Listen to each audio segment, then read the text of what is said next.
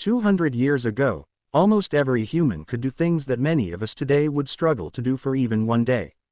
Not because they were special, not because they were stronger, but because their lives trained them to be different from the moment they woke up.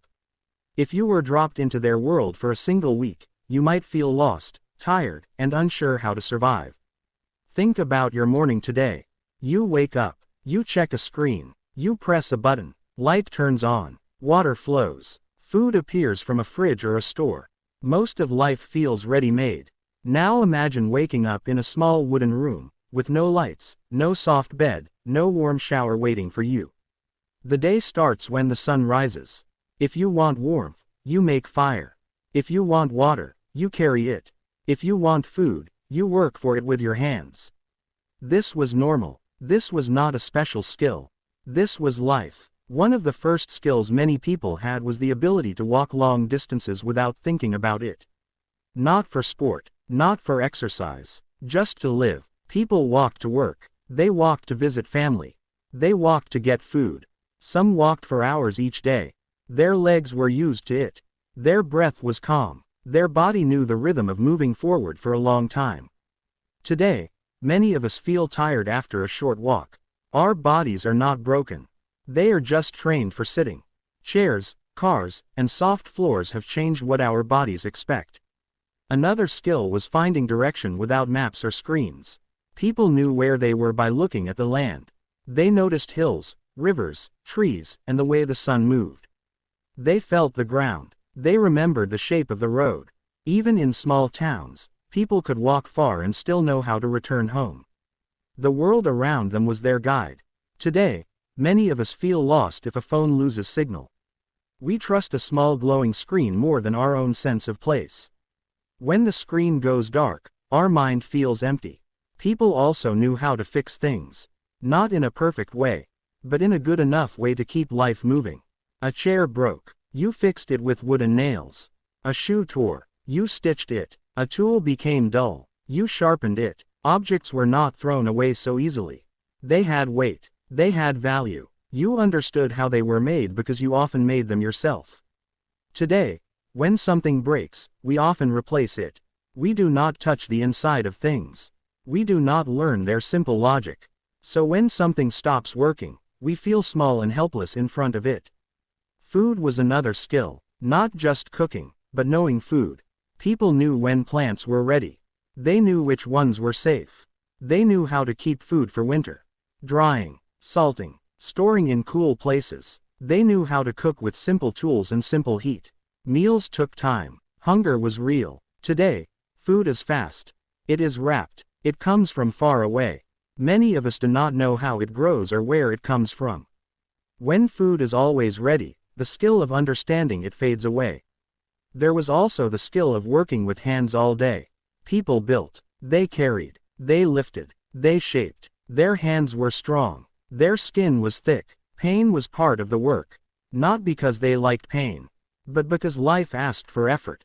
Today, many jobs use fingers on smooth surfaces. Our hands touch glass more than wood or stone. They are soft. They are gentle. There is nothing wrong with that.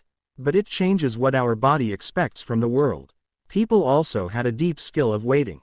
Waiting for crops to grow. Waiting for weather to change. Waiting for letters to arrive. Waiting for healing. Life moved slow. You could not press a button to speed it up. So the mind learned to stay with time. Boredom existed, but it was normal. Silence was common. Today, we fill every small pause with sound and light. We scroll while waiting. We watch while eating. Our mind is trained to expect quick change. When nothing happens, we feel uneasy. Another lost skill is deep attention. People had fewer things to look at, fewer sounds to follow. When someone spoke, you listened. When you worked, you stayed with the task. There were fewer sudden changes pulling your eyes away. Today, many small things fight for your attention. Messages appear. Videos play. News changes every minute. Your mind jumps from one thing to another. Over time, it becomes harder to stay with one simple task. Not because you are weak, but because your world trained your attention to move fast. People also knew how to sit with discomfort. Cold days, hot days, hard beds, long hunger, heavy work. Life was not made to feel smooth, so the body and mind learned to accept some pain without panic. Today, many of us try to remove all discomfort. We warm rooms, we cool rooms, we soften chairs, we order food when hungry. This is kind and helpful, but it also makes small discomfort feel big. When we feel even a little cold or bored or tired, it can feel wrong, as if something is broken. There was a skill of memory too. People remembered faces, stories, roads, songs, family history. News traveled by mouth. If you forgot something, it might be lost. So the mind practiced holding more. Today, we store memory outside of us. In phones, in clouds, in notes. This frees the mind in some ways. But it also makes memory feel less important. When we do not practice remembering, the skill becomes weaker. People had strong social skills in small groups. They lived near the same faces for years. They worked with them. They argued. They fixed problems face to face. You could not hide behind distance. If you had trouble with someone, you would likely meet them again. So people learned how to read moods, how to calm anger, how to stay quiet when needed. Today, many of our talks happen through text. Faces are small squares. Words are sent without tone.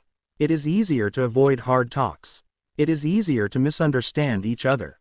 There was also the skill of being alone with your thoughts. Long walks, long nights, quiet rooms, no sound filling the space. The mind would wander. It would think. It would remember. It would plan. Sometimes it would feel sad. Sometimes it would feel calm. People were used to this inner space. Today, silence can feel loud. When there is no sound, many of us reach for something to fill the space. The mind is not used to sitting with itself. All of these skills did not disappear because people became worse. They disappeared because the world changed.